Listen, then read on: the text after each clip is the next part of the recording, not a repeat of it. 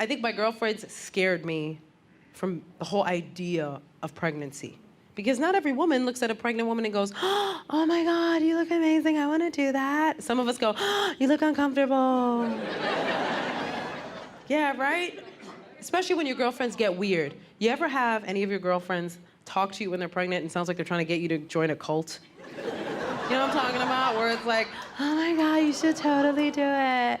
It's the best thing I've ever done with my life. Be one of us. Ew. I had a girlfriend who really seriously, she started whispering everything. Everything, because she didn't want to affect the baby. I was like, you're affecting me. You need to stop what you're doing immediately. Because she would say weird stuff too. She'd be like, there's a life inside me. Ugh. Sounds like you ate someone. That is ridiculous. She would go crazy when the baby would kick. She'd be like, oh my God, he's kicking, oh my God. I was like, what? I would be so mad if I was pregnant and that baby had the nerve to kick me. I would be like, listen here, you little freeloader.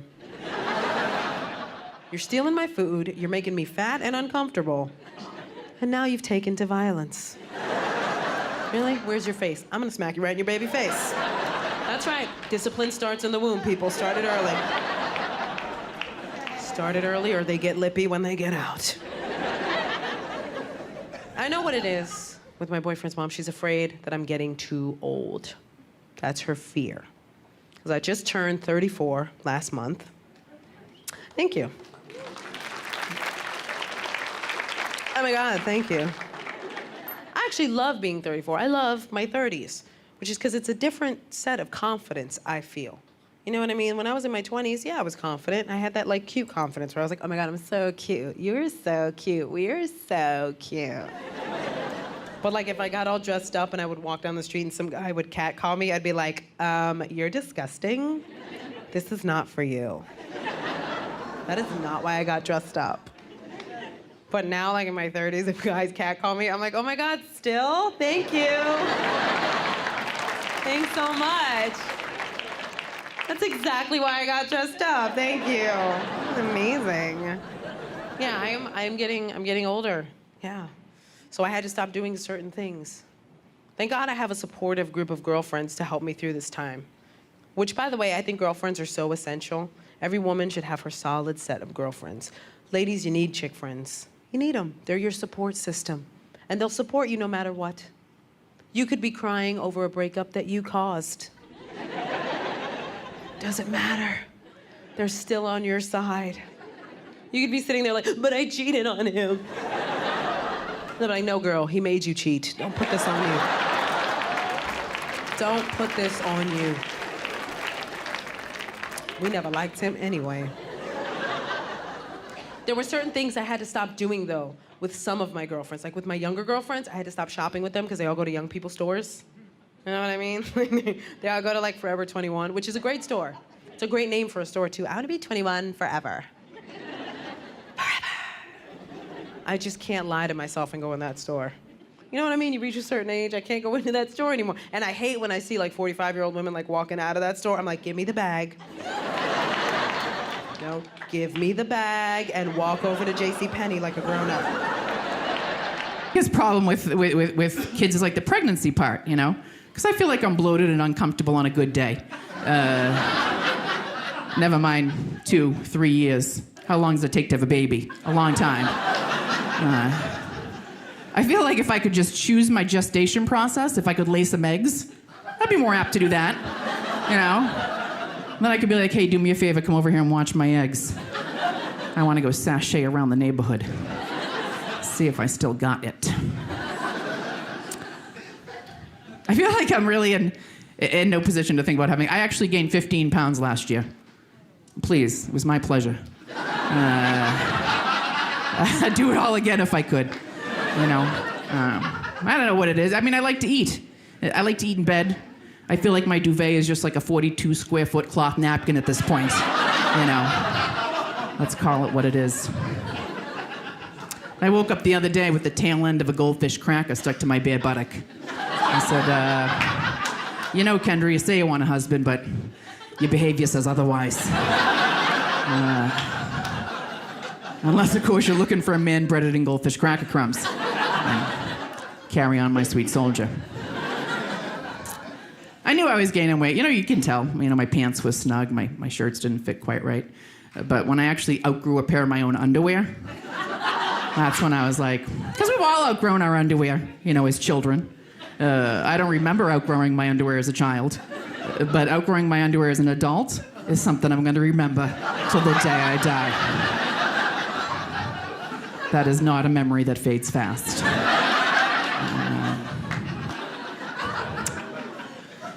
There were a couple of things. Then at one time I had on this white shirt. It looked like I had a little stain on my shirt. And it turned out the stain was on the bra underneath the shirt. It looked like a little fingerprint that had been smeared along in some sort of chicken wing sauce. Which made me realize at some point, hopefully recently, I decided to eat something that was in sauce with my hand while standing in my bra and decided, I don't need a silly napkin. I can wipe that sauce right on my bra. Thank you. I ended up going to the doctor because I busted the button off of 3 pairs of pants. And not just like, oh, I'm missing a button, but more like, look out, heads up. People are like, what was that? It's a button propelling off my size 10 jeans, even though I've morphed into a 14. But I did. I went to the doctor because I thought maybe I had like a stomach tumor or something. And she informed me that I was, in fact, a very healthy 180-pound woman. And I feel like we should be able to itemize our weight. You know what I mean? I feel like I have a big head, big bosoms, a big backside. That's 30 pounds right there. Now I'm down to 150. That's not so bad.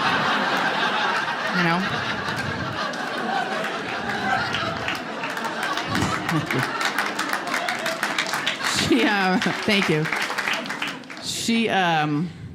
The doctor was very nice, though. Like, she said to me, if you cut out carbs and alcohol for 30 days, you'd lose weight and you'd have so much more energy. I was like, well, is there anything I can do to lose weight and remain as lethargic as possible? Because I'd like to be skinny, but apathetic, if that's an option. She was trying to be nice. She said, it's like a double-edged sword, because if you were a man at your height and weight, you'd be considered healthy. But because you're a woman, you're considered overweight. And I was like, oh, so you're saying I need a sex change? All right. I didn't see that coming, but sure explains a lot of things. So I was looking for good maternity wear. So I was like, I need some good tops. So I Googled stylish maternity tops. And a lot of the stuff is like, it's kind of folksy and flouncy and mothery. Like, it looks like these shirts should come with like a tambourine and a joint, And so I was like, all right, so I went for sexy maternity tops. And that's when you get a little bit more like tighter things and some crosses. But I was like, is there any like edgy, like more rock and roll stuff out there? So I went as far as to Google slutty maternity tops. Yeah, don't do that. Just a little note. Because you will not get items of apparel. It will be another moment of like, wow, who knew there was a fetish genre dedicated to that? Is anyone pregnant in the crowd? Yeah? All right, you got a seat and everything. Yeah. There's a good mocktail list here. Yeah. Yeah, there is I was like, oh, let's do some themed drinks. We got Pitocin sour. You gonna have that? It's got a kick to it. There's the Epitini. That is, a lot of people are against it. You're right, a lot of people are against it. I, for the record, undecided. But everyone who's had one says it's the best. That is true. Kettle One and Kegel. Should we have that? Yeah. 60 a day. Everyone. All men, too. That's what you should be doing. 60 a day. Yeah, you can do it throughout the show. I have that heightened sense of smell thing. That is like it's like the closest thing I think I will ever have to a superpower. The heightened sense of smell. It is kind of cool until you remember that you live in New York City. A place where there are no smells, just odors, really. There is no smells here. Yeah, at best you're like, wow, the rotting garbage isn't as bad today. Fall must be coming, you know? And I stand before you, too, as a Canadian who does not have citizenship yet. I am just on a green card.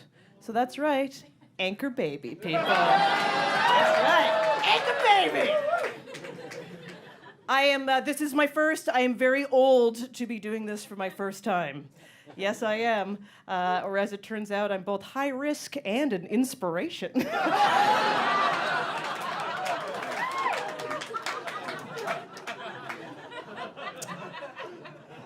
So you get treated a little bit differently because when I told people, no one saw it coming. I didn't see it coming. So instead of congratulations or that's amazing, I got, how did it happen? How did it happen? Yeah, right. That is an excellent question. Well, I was walking down the street and a vat of sperm fell on me, and I was like, oh my God, oh my God.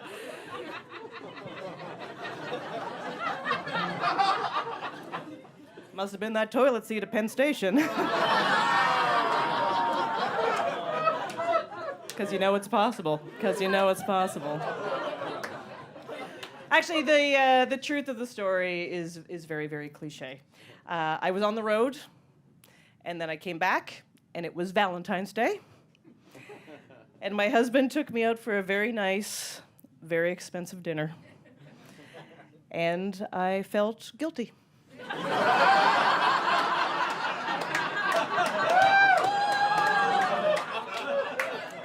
That's how most Jewish babies are consumed.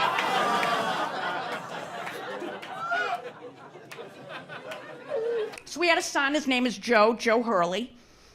He's 16, maybe 19. He's delightful. Now, after we had Joe, Jimmy Hurley went and did the right thing, got a vasectomy. Gentlemen in the audience, if you're going to schedule a vasectomy, I beg you, do not do it at the CVS Minute Clinic. Because 1 year later, I found out, indeed, I was pregnant with my 5th child post-vasectomy. Yeah, you know what they call me up there in Plymouth, Massachusetts? Lucky Christine. Yeah, horseshoe up the ass Hurley, folks, that's me. Now, I remember the night I found out, I'm tossing, I'm turning, I'm like, oh God, no, this can't be happening. I jump in the car. 12 o'clock midnight. I drive to the 24-hour Walgreens. I buy the pregnancy test. I throw it in the front seat of the car. I am not even out of the parking lot. And the plus sign is flashing through the bag. I get home, I'm crying, I'm pacing, doing a little praying. Oh God, no. Oh, please, Jesus, don't make me do this again. And then I think, why am I suffering by myself in the middle of the night? Right, you guys? Yeah. Right? I am waking Jimmy Hurley's fat ass up. And he will suffer with me. So I went across the hall to his room. Now, you gotta be careful. You don't want to startle him too much in the middle of the night, because sometimes he tips right out of his recliner.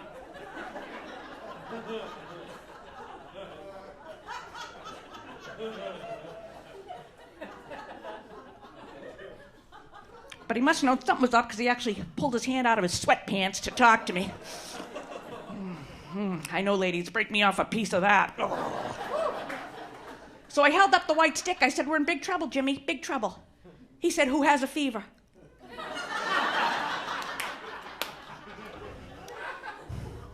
Now I'm stuck home, prisoner. 5 kids, 4 in diapers. Every day of my life's the same, right? Every day is Groundhog Day. Just a little shittier than the day before. You wake up in the morning, you go downstairs, there the other 5 little beggars all sitting around the kitchen table. No hello, mummy, no good morning, mummy. Oh no, nothing nice like that. Nope, immediately. Waffles. I'm waiting on waffles. I don't want waffles, mummy, I want toast. I don't want toast, mummy, I want French toast. I don't want French toast, mummy, I want Pop-Tarts. I'm not eating those Pop-Tarts, those are Stop and Shop, those are ghetto. She's in my seat, I can't see the TV, I won't wear that shirt. Those pants are ugly. I wanted that bowl. He got the lucky sippy cup. She looked at me, he touched me! Somebody come in here and wipe my bum! And that was Jimmy Hurley. I said, I gotta get out of this house. I'm gonna kill somebody. So my best friend Betty told me that the local high school in Plymouth, Plymouth North High School, has a continuing education department for adults, okay? You can go take, some basket weaving or ceramics or pole dancing or some shit. Now, I go down to sign up. I'm very excited. And they said, Mrs. Hurley, everything is full. They said, but we did get a cancellation this morning on a sewing class. I said, sign me up. I come home. I wait for Jimmy to get home. He gets home. I said, listen, I did a little something for myself today, Jimmy. You're going to have to rally a little bit more with these kids. I said, I signed up for a sewing class. Now listen very carefully. It's a 6-year course.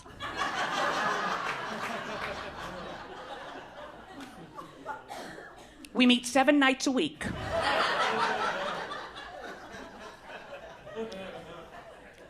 Three to 11.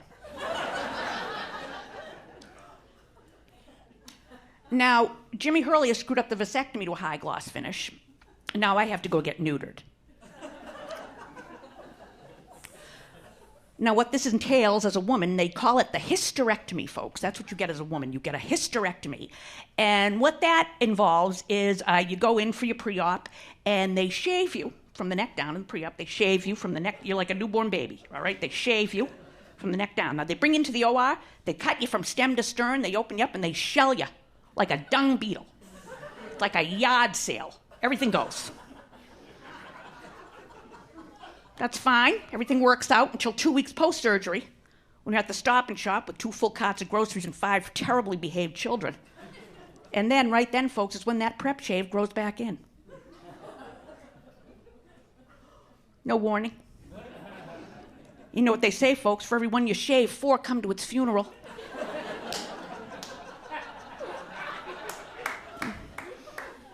I had more bush than Kenny Bunkport on Labor Day.